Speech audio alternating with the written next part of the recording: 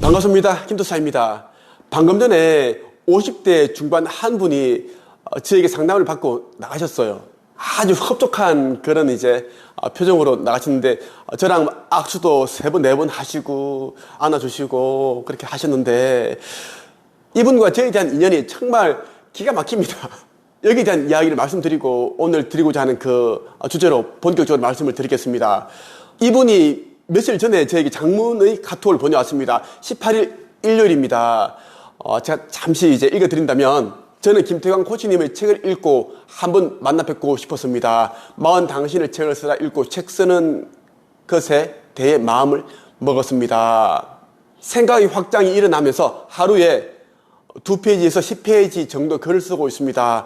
그러다가 저작권에 대해 궁금한 것이 생겼습니다. 상담이 가능할까요? 이렇게 보내왔습니다. 저한테 매일 막 엄청 문자가 오고 카톡이 옵니다. 대부분의 사람들이 자기가 앉아있는 그곳에서 쉽게 저의 노하우를 알고자 하는 그러한 마음으로 카톡을 보내옵니다. 어떤 사람은 쉬고 있는데 일요일에, 토요일에 막 전화를 해버립니다. 해서 김태광 작가님이신가요? 막 물어보려고 그러고 그래도 예의 없는 사람들도 꽤 많습니다. 그래서 이분도 카톡을 보내왔는데, 저작권에 대해서 상담이 가능할까요? 물어보니까 또 그런 사람 느낌이 좀 들더라고요. 그래서 제가 말했습니다. 그런 부분은 제가 따로 상담해드리지 않습니다. 이렇게 보냈습니다. 그랬더니 또 이분이 또 길게 엄청 또 보내왔어요.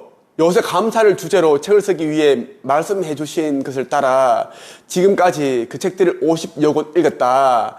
그래서 섹시한 제목을 20개 정도 지어보다가 가슴이 막 떨리고 설레었다. 이런 내용들도 카톡으로 보내오셨고요. 그러면서 이분이 자기소개를 좀 하시더라고요. 직장생활 25년 차고 웃음치료사로 17년 동안 600회 이상 강의를 하고 있다. 이런 좋은 일을 하고 있다. 이런 취지로 말씀하신 것 같은데, 저는 이런 분들이 너무 많이 저에게 연락을 해오시니까 일일이 응대하다 보면 제 일도 못하고 결국은 쉽게 그런 저의 인생 경험 통해서 알게 된 그 비법, 노하우를 그냥 가지고 가려고 하시는 분들이 너무 많아서 제가 그냥 제 유튜브를 보시라, 아니면 제가 운영하는 카페에 들어와서 참고하시면 된다 이렇게 보냈습니다. 왜냐하면 저는 제 속마음으로는 이런 분들 저는 안 만납니다. 너무 그게 보이니까요. 첫 번째, 말이 너무 많으신 분 같고, 그리고 자기는 몇 년 차이고 웃음치료사로 17년 동안 그렇게 몇백 회 이상 강의를 하고 있다. 또 자기를 드러내는 걸 좋아하고 그런 분들이 많으십니다. 그러면서 공짜를 좋아하시고 그런 분들이 많아서 제가 이분은 제가 그냥 이렇게 기분 나쁘지 않게 이렇게 회신을 드리고 마치자 그렇게 했습니다. 하고 또 몇 분 더 카톡 오셨는데 그냥 읽고 그냥 넘어갔습니다. 기분 나쁘지 않게 그렇게 했는데 말이죠. 어제 희한하게 우리 코치진과 인연이 되어서 또 연락을 하게 된 거예요.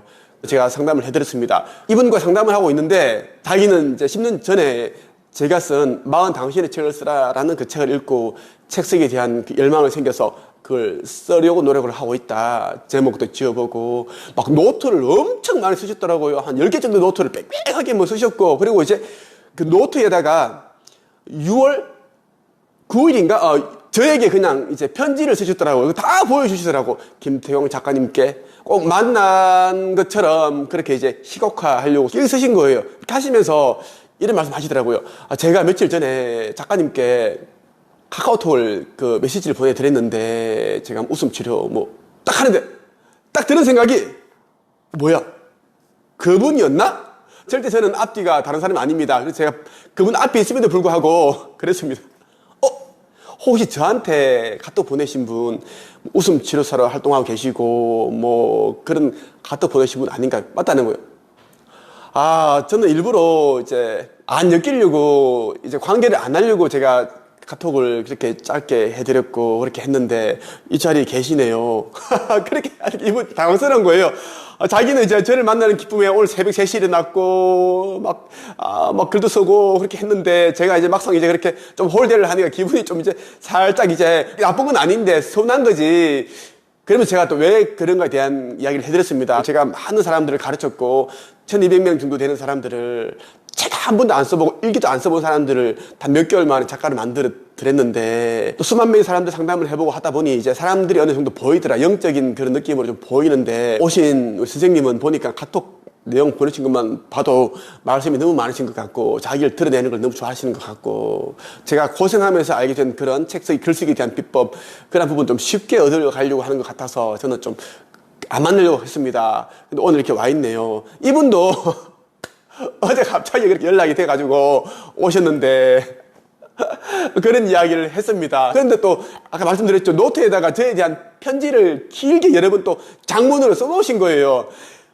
이 진짜 이 창조주님의 우주의 섭리는 누구도 거스를 수가 없다. 나는 이분을 안 만나고 싶었는데 이분이 내 자리에 와 계시고 저는 우리가 이제 웃고 참 인연이 되려고 하니 그렇다 하면서 이분이 계속 좀 받아달라고 하는 거예요. 제자가 되고 싶다, 배우고 싶다. 그렇게 하셔가지고 제가 이제 책 쓰기 퍼스널 브랜딩 과정에 146기 시작이 되는데 여기 과정에 이제 들어오시게 했습니다. 그렇게 해드리니까 이분이 너무 이제 감사하다면서 손을 여러 번 잡으시고 저를 안으시고 그렇게 하시다가 담소를 나누다가 이제 나가셨어요. 이틀 전에는 또 미국 샌프란시스코에서 또 갑자기 국제 전화가 걸려왔는데 저는 원래 안 받습니다.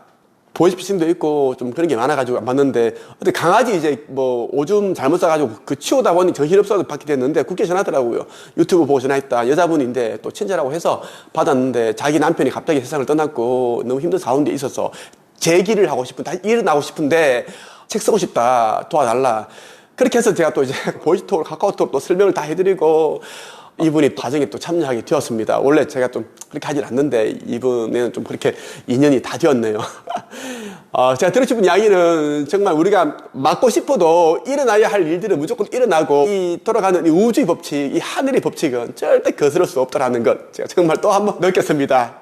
본격적으로 제가 여러분들이 드리고 싶은 이야기로 한번 들어가겠습니다. 제 영상을 보시는 분들 가운데 이제 여러분들도 부모님을 많이 이제 원망하고 미워하고 그렇게 했던 적이 있겠죠. 저는 너무 많았습니다. 왜냐하면 이제 어린 시절부터 우리 아버지께서는 우리 가족을 참 많이 힘들게 하셨어요. 매일매일 술 드시고 술 취하셔서 고래고래 소리 지르고 우리 옛날에는 시골에 그 세숫대야라고 하죠. 양철로 돼 있었습니다. 그래서 그걸 막 던지시고 소리가 우당탕탕탕 그렇게 하시고 막 온 동네 개가 다 짖고 막 그랬습니다. 너무 창피하기도 하고 또 아버지 술 취하셔가지고 막 진짜 막 정신을 잃으시면 또 제가 우리 어머니와 또 누나가 같이 가서 또 아버지를 또 부축해서 모시고 오고 진짜 많았습니다. 며칠에 한 번씩 그렇게 됐어요. 저희 아버지는 이제 40 중반 정도에 저를 낳으셨어요. 제가 이제 그 당시에는 국민학교였습니다. 지금은 초등학교죠. 초등학교에서 우리 반이 이제 33명이었는데 우리 부모님만 제일 연세가 많으신 거예요. 흰머리 시크시크 하시고 매일 또 술 드시니까 이렇게 이제 움푹 들어가시고 광대뼈 불고 지시고 제 아버지 같은 경우에는 키도 크세요. 막 175, 176 저와 서 있으면 저보다 키가 한 이 정도 크세요. 인물도 그렇게 좋으신데 술을 막 드시고 농사에 일을 그 땡볕에 일을 하시고 막 노동을 하시고 하다 보니까 다 타가지고 새까맣고 아이도 많으시고 살 빠지시고 그런 모습이 저는 왠지 모르게 창피스럽더라고요. 제 어린 마음에 너무 부끄럽고 우리 엄마 아버지 학교에 안 왔으면 좋겠다 막 그렇게 생각을 많이 했고 부모님들이 학교에 오는 날들이 있잖아요. 있으면 오히려 엄마 아빠한테 그랬습니다. 오지 마시라고 그렇게 하고 엄마 아빠도 오는 게 부담스러워 하시고 왜냐면 또 초등학교도 다 못 오셨습니다. 중퇴였습니다. 그러셔서 그것도 이제 부모님은 또 이제 그게 컴플렉스이신 거죠. 그것도 있으시고 또 이제 공장에 나가셔야 되고 일을 하셔야 되고 학교에 못 나오죠. 그래서 거의 제가 학교 다니는 동안 거의 나오지를 않으셨습니다. 지금도 생생하게 기억이 납니다. 우리 어릴 때 그 국민학교 다닐 때는 이제 한 달에 한 번 저축하는 날이 있었습니다. 그러면 은행에서 직접 직원이 나와서 두 분이 나오셔가지고 그 돈을 받습니다. 이름을 이제 적어주고 그렇게 하죠. 그때 저는 100원을 냈습니다. 다른 친구들은 500원, 1000원, 2000원, 진짜 잘 사는 친구는 10,000원도 냈어요. 10,000원이면 그때는 엄청 큰 돈이었습니다. 왜냐하면 빵 하나가 지금은 뭐 1000몇백 원 하죠. 그때는 뭐 계란빵 이런 거 보통 먹는 빵 있죠. 마트 가면 파는 빵. 그 빵이 하나가 100원 했습니다. 호빵 있죠. 겨울에 먹는 호빵이 50원 했습니다. 그러니까 이제 그때 10,000원씩을 저축을 하니, 너무 큰 돈을 하니까 우리처럼 못 사는 친구들은 100원, 50원, 뭐 그렇게 저축을 하는데 10,000원씩 저축하는 친구들 보면 너무 부럽기도 하고 그렇습니다. 위축도 들면서, 우리 집은 왜 이렇게 가난할까? 진짜 막 그런 생각도 들고 어떤 날은 또 저축도 못하고 그랬어요. 옛날에는 엄마가 도시락을 싸주십니다. 그걸 가지고 우리 학교에 가서 그 4교시 마치고 친구들과 밥을 먹잖아요. 보면은 이제 좀 잘 사는 친구들은 그 위에 계란 후라이가 얹어져 있습니다. 노랗게 그렇게 이제 맛있게 얹어져 있고, 그리고 쥐포 있고, 쇠고기, 그런 장조림도 있고, 메추리 알도 있고, 그렇습니다. 어떤 친구들은 소세지도 들어가 있고, 계란 옷 입혀서 구운 소시지 들어가 있고, 그랬는데, 저 같은 경우에는 거의 다 매일 이제 그 김치와 단무지, 김치 단무지 있는데, 이제 김치 국물이 흘러서 단무지에 이제 넘어갔기 때문에 이제 단무지가 또 빨갛게 또 물들어져 있고 그랬어요. 다른 친구들은 이제 계란말이도 있고 밥 위에 이제 그 계란도 덮여 있고 너무 부럽더라고요. 제가 같은 동네 사는 친구가 있었어요. 손씨 친구인데 성이 손입니다. 그 친구 집은 뭐 소가 2마리고 놀러 가면 큰 소가 두 마리가 염을 먹고 있어요. 너무 부럽더라고요. 소도 있고 노원도 많았어요. 부자예요. 그 친구 그 도시락은 항상 계란이 위에 올려져 있었어요. 속으로 진짜 계란 너무 먹고 싶다 그렇게 하더라고. 근데 그 친구는 오늘 맨날 이제 뭐 계란 먹고 하니까 질리는 거예요. 그래서 뭐 이 계란을 장난으로 이제 난 안 먹을래 하면 다른 친구에게 줬는데, 다른 친구들도 안 먹을래 돌리면 나한테 왔는데, 나는 속으로 진짜 한 스푼만 좀 더 이렇게 잘라서 두고 그렇게 딴 친구들에게 주고 싶은데, 왜 나도 뭐 그냥 아무렇지 않은 척 그렇게 넘기고 싶었는데, 그런 생각이 듭니다. 지금 생각하면 우리 집이 너무너무 진짜 가난해서 힘들었어요. 제가 초등학교 2학년 때 그때 이제 뭐 산수를 배우는데 그때 도형 문자가 들어가 있는 자가 있었어요. 자가 그때 하나가 100원이었습니다. 거기는 세모도 있고 네모도 있고 동그라미도 있고 별도 있고 다 있는데, 밤에 숙제를 하는데 그 네모를 그려야 되잖아요. 근데 이제 이 자를 하나 사면은 쉽게 딱 이렇게 연필 넣어서 딱 그릴 수 있는데, 이게 없으니까 작은 자 가지고 이렇게 대고 또 이렇게 대고 이렇게 대고 4번을 대서 이렇게 그려야 돼. 예쁘게. 그 안에다가 이제 답을 써야 되니까. 그래서 엄마한테 그랬어. 엄마, 그 자만 있으면 그 안에는 다 네모가 있고 세모가 있고 동그라미가 있고 쉽게 딱 끝나는데, 이건 계속 이렇게 4번이나 이렇게 자로 반듯하게 돼서 이렇게 돌려서 해야 되는데 너무 힘들다. 엄마, 자 사줘. 그러니까 엄마가 지금도 기억납니다. 엄마가 이번 달에 월급 타면 사줄게. 그 자 하나가 100원이었습니다. 그 자 하나 100원도 못 샀어요. 지금도 생생히 기억납니다. 그만큼 우리 집이 정말 힘들었어요. 논 한 마지기 없었고요. 밭 한 떼기 없었고, 소도 없었고, 경운기 없었고, 보통 우리 동네 집에 다 경운기 있었어요. 경운기, 그 당시엔 경운기 100만 원 정도 했거든요. 아버지는 경운기 살 생각도 안 하니까, 또 우리가 이제 남의 농가 밭을 빌려서 이제 소작을 했기 때문에, 그 리어커를 아버지랑 저랑 같이 어릴 때부터 계속, 아버지는 리어커 끌고 앞에서 저는 뒤에서 걸음을 싣고 뭐 비료를 얹고 해서 끌고, 또 제가 다시 아버지랑 일했는데 저는 또 굉장히 또 불만인 거예요. 궁시렁 아버지, 왜 우리 집은 계속 논을 먼 곳에 이렇게 자꾸 이렇게 농사를 짓습니까? 가까운 데 지면은 편할 텐데 여건을 가지고 계속 가야 되고, 다른 집은 경운기 있고 소도 있는데 우리는 언제까지 이걸 해야 됩니까? 너무 힘들어요. 하니까 아버지가 어머러머러 한 소리 하죠. 시끄럽다. 아버지는 계속 이거 해왔고, 이거 뭐 힘드노? 다 이렇게 농사 지어야지. 너가 공부하고 너가 먹이고 입히고 할 수 있는데, 이렇게 얘기를 하시는 거예요. 저는 계속 궁시렁 그렇습니다. 지금도 기억나는 게 뭐냐면, 제가 중학교 3학년 때 학교 이제 갔다 오니까 이제 또 저 멀리 이제 남의 논을 빌려서 우리가 그 농사를 짓는데, 보리가 다 자라가지고 추수를 한단 말입니다. 그때 이제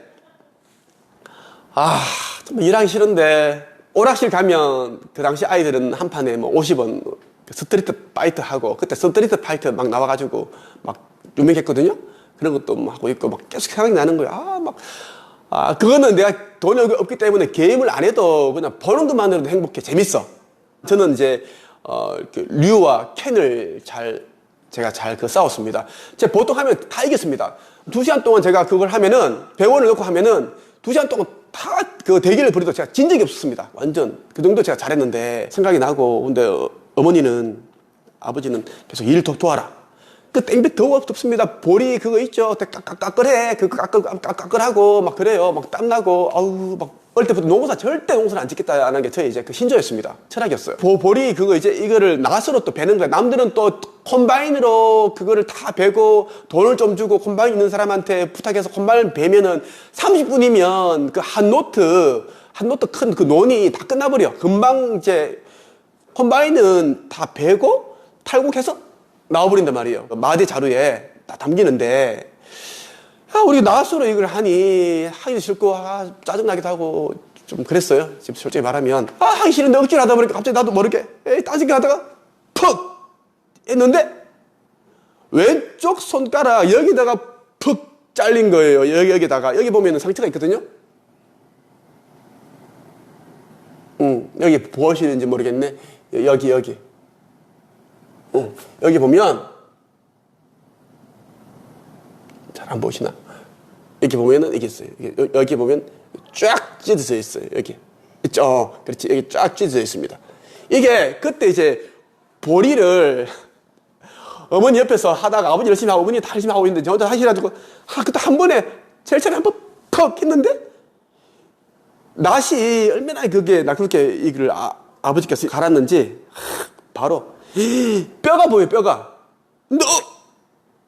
당황하면서 갑자기 그렇게 보여 안에 피가 막 솟구치는 거예요. 근데 이제 옆에 있는 아저씨가 이제 보시더니만 그렇다 하면서 또 담배 가루를 또 뿌리시는 거예요. 담배 솔 그 옛날에 500원 했습니다. 청자가 200원 했고 솔이 500원 했습니다. 저희 아버지는 돈이 없었기 때문에 이제 200원짜리 청자를 주로 펴셨고 뭐 그 아저씨는 솔 폈습니다. 500원짜리 조금 덜 쏟게 가루를 막 뿌리셔가지고 자전거 타고 난 빨리 병원 갔습니다. 그때 병원의 이름이 달성군 현풍면에 있는 양외과 지금 있는지 모르겠어요. 하는데 이제 막 버려지시니까 원장님이 좀 놀라시면서 이거 꿰맨다 하면서 마취를 하시고 맛이 좀 따가워요. 딱딱한데 그러다 이제 이게 뭐야 하면서 이렇게 담배 가루를 뿌리셨어요. 그러니까 이걸 왜 뿌려? 다 세척해야 되는데 세척을 다 하고 그렇게 해서 이제 꿰맸던 기억이 있습니다. 그 정도 제가 이제 그런 정말 농사일 이런 거 부모님은 정말 그렇게 한결같이 성실하게 하셨는데 저는 정말 그렇게 싫더라고요. 정말 옛날 생각하니까 정말 많은 기억들이 있습니다. 초등학교 때 여러분들 그런 기억이 있겠죠. 제가 3학년 때인가 그랬습니다. 남자 담임 선생님이었습니다. 이땡국 선생님이었는데 지금도 기억이 나는데요.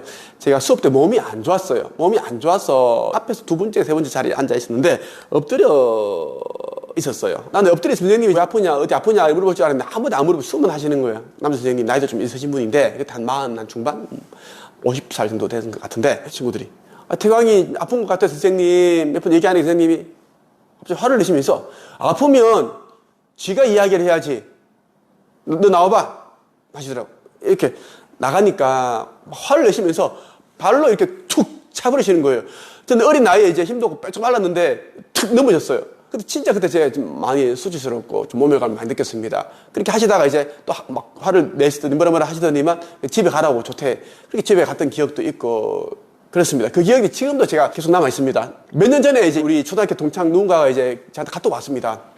그 친구가 그 선생님 뭐 한번 뵈려고 하는데 같이 한번 갈래 하길래 나는 이런 일이 있었고 가기 싫다. 막 그렇게 딱 잘라서 얘기를 했던 기억이 있습니다. 저는 어릴 때 우리 아버지를 굉장히 많이 원망했습니다. 우리 아버지는 진짜 호인이라는 소리를 그렇게 많이 들으셨고 또 선하세요. 술을 안 드시면 이렇게 좋으신 분이 없습니다. 너희 아버지 진짜 버버시도 살 사람이다. 술만 안 먹으면 참 좋을 텐데 술을 그걸 못 끝내? 막 그렇게 사람들이 많이 하시는 거예요. 술만 드시면 이제는 딴 사람이 된다라는 겁니다. 막 술 귀신이 달라붙기 때문에 막 혼자서 막 이야기를 하시고 막 혼자서 막 고리고리 지르시고 대화를 하시는 거예요. 지금 생각하면 이제 귀신이 붙은 거지. 술 드시면 또 일을 안 나가십니다. 일을 다 안 나가시고 다른 동네에서 술 드시고 또 자전거 내지 오토바이 타고 오시다가 또 이제 높은 논에 또 이제 지대가 높은 데서 밑으로 또 추락하셔가지고 다치셔가지고 온몸에 그거 모내기 하고 난 한 뭐 6월달 뭐 그 정도 있잖아요. 뭐 한 6, 7월달 되면은 저 모내기 다 끝나고 온몸에 이제 그게 흙탕물이야. 그 한 번은 기억납니다. 누가 막 걸어오시는 거예요. 완전 좀비처럼 진짜 그랬어요. 뭐도 그런 엄마도 누구 이렇게 우리 아버지인 거예요. 아버지가 이제 논에 이제 옷이 다 빠지는 노니까 술 취한 상태에서 걸어오시는데 온몸에 이제 그 다 묻은 거예요. 논에 있는 그 흙탕물 있잖아요.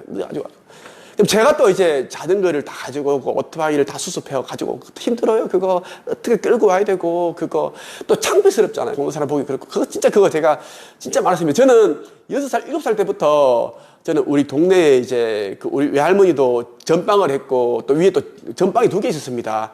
그 우리 외할머니한테 전방에 가서 이제 탁주를 옛날에 탁주라고 했으면 탁주 막걸리 탁주 매일 아침 6시 되면은 탁주를 더 사와. 그 주전자에 들고 가서 그 양은으로 된 거 누른 그 황금색 주전자에 가서 우리 외할머니가 그 탁주 2병을 딱 넣어가지고 또 해서 주시면 또 그러시죠. 아버지는 큰일이다 큰일이다. 술을 이렇게 맨날 먹어가지고 참 큰일이다 하시면서 또 주시고 그랬던 기억이 있습니다. 그런데 말이죠. 지금까지 제가 아버지 안 좋았던 그런 기억들만 얘기를 말씀드렸는데 또 아버지가 또 좋았던 기억들도 참 많아요. 따뜻했던 그런 우리가 추운 날에 어떤 군불 같은 그런 온기 같은 기억들이 참 많거든요. 제가 중학교 3학년 때 그때 제가 집에 있었는데 여름쯤이었습니다. 허름한 지갑이 방바닥에 있는데 아버지께서 그냥 좀 보시면서 돈이 하나도 없네? 그러시면서 자기 돈 지갑에서 2천을 지폐를 꺼내셔서 딱 넣어주시더라고요. 근데 아무 말씀도 안 하시는데 저는 옆에서 그냥 기분이 좋았어요. 저도 이제 굉장히 이제 아버지와 그렇게 친하지는 않으니까 나이도 많으시고 아버지가 좀 그런 이제 술도 많이 드시고 좀 그냥 어려운 관계 막 그런 게 있기 때문에 그냥 속마음으로는 너무 좋더라고요. 어떤 관심 이런 거 있죠. 애정 그게 딱 그대로 느껴지니까요. 그런 일들이 많았네요. 보면 제가 서울에서 이제 26살 때 기자 생활을 할 때 한 달에 60만 원 받았습니다. 고시원 방비가 그 당시 28만 30만 원이었고 제가 또 꿈을 이루기 위해 치열하게 살아가던 그 과정에 추석을 맡게 되었어요. 서울은 희한하게 그때 참 신기하더라고요. 지하철 지하상가 근처에 보면은 돗자리 깔아놓고 지갑을 팔더라고. 장지갑, 뭐 반지갑 팔고 그때 지갑 하나가 이제 10,000원 하더라고요. 포가죽으로 돼 있고 그때 제가 10,000원을 주고 그 지갑 샀습니다. 그래서 이제 명절에 고향에 내려가서 아버지께 드린 아버지도 좋아하시더라고요. 지금 생각하면 정말 가슴 아픈 게 뭐냐면 10,000원짜리 하나 지폐 하나 꽂아서 드렸으면 얼마나 좋았을까. 그때 정말 저 돈도 없었고 그랬습니다. 그 생각을 못 했던 거죠. 그게 정말 가슴이 너무너무 사무칩니다. 그 10,000원짜리 하나 넣어드렸어야 했는데 지갑도 10,000원짜리 하나 사드리면서 10,000원짜리 하나 안 넣어드렸다는 게 그게 정말 가슴이 아파요.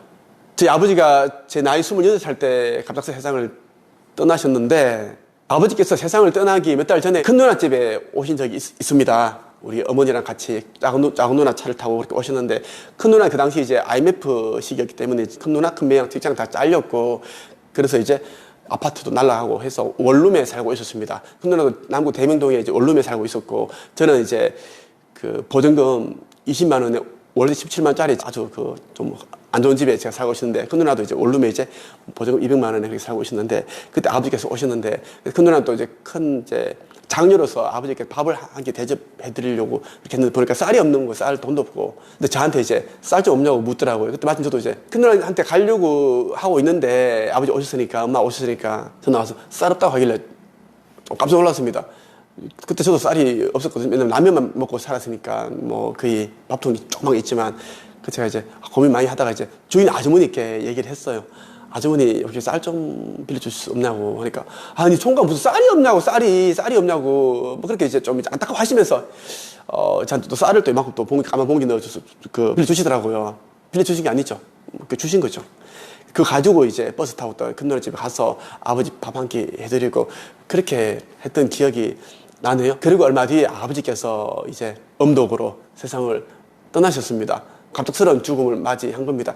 죽음이라는 것은 진짜 예고치 않습니다. 정말 건강하신 분이 진짜 갑자기 돌아가신 경우도 있고 또 예기치 못했던 그런 뭐 사고를 당해서 돌아가시는 분들도 있고 막 그렇습니다. 그래서 부모님이 계실 때 정말 잘 해드려야 된다는 게 정말 맞습니다. 언제 돌아가실지 모르기 때문에 갑작스러운 그런 죽음을 이제 맞았기 때문에 너무나 이제 진짜 당황스럽고 정신이 없었습니다. 또 비통한 마음밖에 없었습니다. 진짜 마음이 고통스럽고 막 진짜 막 억울한 마음도 있고 온 세상의 슬픔이 다 제가 다 가지고 있는 것 같고 왜 우리 집에 이런 일이 일어났을까 싶기도 하고 저는 한창 이제 작가의 꿈을 이루기 위해서 그리고 이제 책을 써서 성공하고 뭐 강사, 강연가 뭐 이런 거 성공하려고 저는 그것만 오로지 보고 하고 있었는데 이런 일이 일어나니까 진짜 너무 마음이 고통스럽더라고요.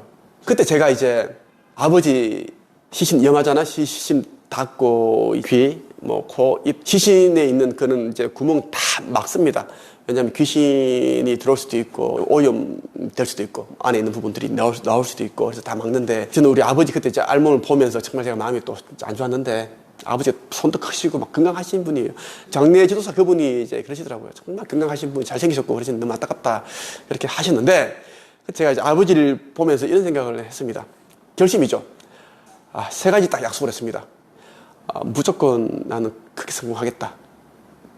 책을 써서 글을 써서 성공한 사람이 되겠다. 그리고 두 번째는 아버지 돌아가신 뒤 분명히 그에게 빚이 남을 텐데 그 빚을 누나 둘이 있지만 아무의 도움을 안 받고 내 힘으로 갚겠다. 한번 갚아보겠다. 제가 그때 무슨 생각인지 모르겠지만 제가 그런 생각을 했습니다. 지금의 돈의 가치를 따진다면 그때 이제 제가 갚았던 그 빚은 수억 원입니다. 그걸 제가 생각을 했고 세 번째는 이제 홀로 되신 어머니를 잘 모시겠다. 보통 사람들은 어머니에게 잘 해드려야지 부모님께 잘 해드려야겠다 하겠지만 구체적으로 해야 됩니다. 저는 돈, 생활비, 용돈 이걸 제가 빠짐없이 제가 잘 해드리겠다. 그걸 약속을 했습니다. 그리고 제가 정말 그 약속들을 제가 다 지켰습니다. 저는 뭐 우리나라 진짜 최초로 가장 많은 책을 쓴 작가가 되었습니다. 제가 300권 정도의 책을 썼지만 저는 지금 아직까지 40 중반 정도의 나이죠. 그리고 작가 코치 최초로 뭐 특허를 제가 가지고 있고 제가 쓴 글이 초등학교, 중학교, 고등학교 16권이나 이제 그 책에 글이 실려 있습니다. 그리고 1200명의 제자들을 제가 배출을 했습니다. 여러분들이 잘 아는 그런 유명인들이 제가 다 가르쳤다고 해도 과언이 아니고 그리고 어머니한테 제가 한 달에 200만 원, 300만 원 이렇게 막 해드리고 필요한 것 햇반 뭐 다 보내드리고 집에 있는 뭐 냉장고면 뭐 김치 냉장고면 커터리면 싹 다 제가 다 해드렸습니다. 또 어머니가 다니시는 개척교회에다가 그 3천만 원이 넘는 차를 제가 또 기증을 해드렸고 목사님께 사드렸습니다. 개인 돈으로 사드렸고 그리고 그 교회 냉난방기 1,000만 원 정도 들여서 다 바꿔드렸고 1,000만 원 우리가 또 후원을 해드렸고 그렇게 나름대로 이제 어머니를 위해서 또 그렇게 해드렸습니다. 저는 뭐 하나님을 위해 창조주님을 위해 한 게 아니라 저를 낳아주신 그 어머니를 위해서 제가 해드렸습니다. 어머니에게 해드리는 게 저의 근원이신 하나님께 다 그렇게 이어지니까 그렇게 생각을 했습니다. 아버지가 갑작스럽게 돌아가시니까 장례식 비용이 300만 원인데 그 돈이 없는 거예요. 갑작스런 죽음을 맞이했기 때문에 원래 통장에 돈을 쌓아놓고 사는 집이 아니고 돈도 없고 밭도 하나도 없는데 맨날 빌려서 갚고 그렇게 살았고 저도 월급이 그 당시 뭐 70만 원이고 그랬습니다. 작은 신문사에서 4대 보험도 안 된 상태에서 일을 하고 있었고 꿈 하나만 보고 달려가고 있었습니다. 이제 아버지께서 그렇게 이제 극단적인 선택을 하셨기 때문에 또 많은 사람들에게 알리지도 못했습니다. 우리 아버지는 너무 좋으신 분이기 때문에 본인의 생전에는 많은 사람들의 잔칫날, 결혼식, 뭐 그 장례식 다 돌아다녔어요. 가서 3만 원, 5만 원 주고 옛날에 2만 원씩 주고 그렇게 다 했는데 아버지 그렇게 하고 나니까 이제 그게 알리지 못했습니다. 가까이 있는 분들 몇 명한테만 알리고 뭐 그렇게 했어요. 그러니까 돈이 별로 이제 들어오지 않는 거예요. 300만 원 정도 되는데 그 돈이 없으니까 아버지 염 다 마치고 하고 나서 이제 관 나가기 전날에 자정 정도 된 시간에 이제 작은 누나랑 큰 누나랑 또 싸웠어요. 지금도 기억이 납니다. 작은 누나는 그 상태에서 힘든데 자기 돈으로 이제 카드값을 어떻게 하든 300만 원을 뭐 그렇게 자기가 하겠다 했는데 큰 누나는 또 뭐 기분 나빴는지 좀 자기 지심이었던 것 같아요. 제가 지금 보기에는 나도 돈 있으면 그렇게 할 수 있다. 뭐 그렇게 너무 안타까운 거죠. 그런 일이 일어났고 우리 이모는 또 빗자루 가지고 또 때리면서 또 말리기도 하고 그걸 저는 다 지켜봤습니다. 지켜봤고 그게 참 마음이 아프더라고. 돈이 없고 하니까 사람은 죽어서 그 냉동고에 안치되어 있고 한데 살아있는 사람은 돈 때문에 다툼이 일어나고 사이가 안 좋아지고 그러한 것들 그때 이제 새벽에 이제 2, 3시경에 그때 우리 엄마와 그 누나들과 함께 그 부조금 함을 열어봤어요. 몰래 열어봤습니다. 열어보니까 300만 원 정도 딱 들어와 있는 거예요. 정말 우리가 안도의 그 한숨을 쉬었어요. 우리 창조주님이 그렇게 돈을 딱 마련해 주셨어요. 그때 아픔이 있었는데 뭐냐면 관 나가기 전날 저녁까지 큰 아버지, 우리 아버지의 이제 형님이 있죠. 그리고 우리 아버지의 동생 작은 아버지께서 우리가 연락을 했습니다. 작은 누나 전화를 했는데 제 옆에서 했는데 안 오겠다고 하는 거. 왜? 뭐 자살을 하셨고 생전에 술을 너무 많이 먹었고 그리고 이제 교회를 안 나갔기 때문에 안 논다는 식으로 얘기를 하는 거예요. 우리 입장이 너무 기가 차는 거예요. 피를 나눈 그런 형제 사이고 형제가 죽었는데 와야 되는 건 당연한 거 아닌가. 더군다나 이제 하나님을 숨기고 교회 목사를 은퇴하신 분이고 현직의 장로님이신데 이분은 포항에 계시고 이분은 청주에 계시는데 안 온다고 하니 너무 기가 차는 거예요. 그때 제가 작은 누나 화가 나 있고 그래서 제가 그랬습니다. 이 쓰레기들 오지 말라고 해라. 막 그랬습니다. 이 쓰레기들 오지 마! 하고 작은 누나도 막 소리 지르고 하니까 우리 집안 다 교회 다니는 집안이 작은 누나도 집 사고 우리 어머니도 뭐 집 사고 그래요. 화가 나니까 그렇게 화가 나니까 이제 한 2시간 뒤에 이제 큰 아버지와 작은 아버지 동시에 오셨어요. 같이 의논해서 오셨나 봐요. 와가지고 이제 앉아 있다가 이런 얘기 좀 하다가 조금 주무시다가 이제 그 다음날 아침 8시 경에 이제 관 나가는 것만 보시고 언덕 한 데 없이 사라져 버렸어요. 우리 어머니도 언제 갔는지 모르고 우리도 모르고 사라졌습니다. 그게 참 지금도 기억에 남아 있어요. 그 목사 은퇴하셨던 큰 아버지가 가버리셨고 작은 아버지 가버리셨고 그때 정말 또 비통했습니다. 우리 가족들 연구차 타고 그때 친구 3명이 왔습니다. 다 고향 친구들은 안 왔습니다. 객지에서 알게 된 친구들이 3명이 왔어요. 연인 2명하고 또 다른 친구 1명이 왔어요. 그 친구들과 같이 이렇게 해서 이제 아버지 3시간 정도 이제 화장하는 거 다 지켜보고 그렇게 해서 아버지를 보내드렸습니다. 정말 그러한 세월들을 다 보냈습니다. 지금 이제 힘든 가운데 있는 분들이 꽤 많으실 겁니다. 왜 안 그랬겠어요? 코로나가 닥쳐서 몇 년 동안 아무것도 못하는 사람도 있을 것이고 빚만 진 사람도 있을 것이고 뭐 대출 받아서 그 돈 가지고 계속 근근히 이제 버텨간 사람들도 있을 것이고 실직하신 분들도 있을 것이고 누구는 이혼을 했고 누구는 또 가족 중에 또 힘들어서 극단적인 선택하신 분들도 있습니다. 저도 수없이 자살을 생각을 했고 실천을 해본 적도 있습니다. 제가 살아보니까 그렇더라고요. 어릴 때 부모님을 그렇게 원망하고 아버지 그렇게 싫었고 아버지 빨리 죽었으면 좋겠다. 너무 창피스럽고 아버지 진짜 술 취하셔가지고 막 그렇게 행패 부리시고 노름하시고 막 그렇게 노름하시면 누구 어른들이 막 그래. 너네 아버지 저기 저 집에 어디에 저 노름하고 있다. 빨리 엄마 모시고 가라. 큰일 난다. 빚진다. 그럼 막 12시, 11시에 막 어머니 모시고 가고 또 온 동네 찾아서 돌아다니고 우리 어머니가 막 119 노름한다고 신고해버리면 다 잡혀가고 그런 적도 있었습니다. 하지만 지나고 나니까 아버지에 대한 그 당시 안 좋았던 그런 것들이 오히려 이제 너무 그립고 진짜 아버지가 보고 싶고 그렇습니다. 그런 아픔이 있었기 때문에 제가 혼자 빚을 갚아야겠다는 그런 용기를 낼 수 있었고 결심을 할 수 있었고 제가 2년 2개월 동안 빚을 다 갚았어요. 그러니까 2년 동안 제가 또 수직금을 책을 썼습니다. 매주 책을 쓰니까요. 목표를 가지고 목숨 걸고 해버리니까 다 됐습니다. 아버지가 안 돌아가셨으면 정말 아니 아버지 돌아가신 게 잘 됐다는 게 아니라 만약 아버지께서 안 돌아가셨다면 이제 그렇게 또 치열하게 밀도 있게 살지 않았겠죠. 그게 저는 운명이라고 저는 생각합니다. 저는 그 운명을 거역하지 않았고 순순히 받아들였고 저를 좀 더 단단하게 만드는 그러한 기회를 생각을 했습니다. 여러분들도 지금 주어진 위치에서 내가 뭘 하면은 좀 더 삶에 어떤 도움이 되는지 좀 더 인생을 바꿀 수 있는지를 한번 생각을 해보시면 좋겠습니다. 삶이라는 것은 여러분들이 자꾸 진짜 제대로 된 그 꿈을 설정하고 목표, 계획을 세워서 나가신다면 무조건 달라지게 되어 있습니다. 그냥 이제 뭐 건건히 살아가는 것에 만족한다든가 지금 다니는 직장에 여기에만 만족한다든가 그러면 절대 삶이라는 것은 안 달라집니다.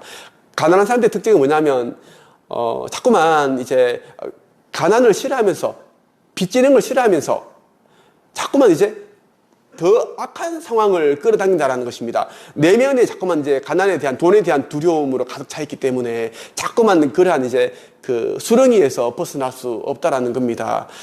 그동안 해왔던 생각과 말을 반대의 것으로 바꿔 봐야 된다라는 겁니다. 지금의 삶을 잃게 한 그런 원인이 되었던 생각과 말과 행동을 완전히 바꿔버리면 이제는 지금부터는 완전 다른 삶이 펼쳐지거든요. 오늘은 여러분에게 제가 과거에 힘들었던 이야기를 있는 그대로 이제 진솔하게 이야기를 해드리고 싶었습니다. 여러분들 제 이야기를 듣고 나시면 김도사 이 사람도 나와 하등 다를 바 없는 사람이네. 오히려 나보다 더 힘든 처지에 시작을 했고 IQ 89의 전무대 출신이고 기초생활수급자 가정이었고 아버지가 진짜 노름하시고 진짜 술고래였고 맨날 그렇게 가족을 힘들게 하신 그러한 가정에서도 살았지만 결국은 이제 본인이 원하는 그러한 꿈을 이루기 위해 노력하는 과정에서 다른 삶이 펼쳐졌고 그렇게 됐구나. 이제부터 나도 한번 다르게 살아봐야지. 이런 이제 한번 결심이 서셨으면 좋겠다는 생각으로 제가 이 영상을 찍게 되었습니다. 여러분들이 간절한 바라는 것이 있으면 정말 우주는 여러분들을 위해 움직입니다. 분주히 움직이기 시작해요. 여러분들이 진짜 원하는 것을 이루기 위한 상상을 하고 생각을 할 때 창조주께서는 신께서는 여러분들을 위해 도움을 주십니다. 오늘은 여기까지 말씀을 드리겠습니다. 행복한 하루 되십시오. 감사합니다.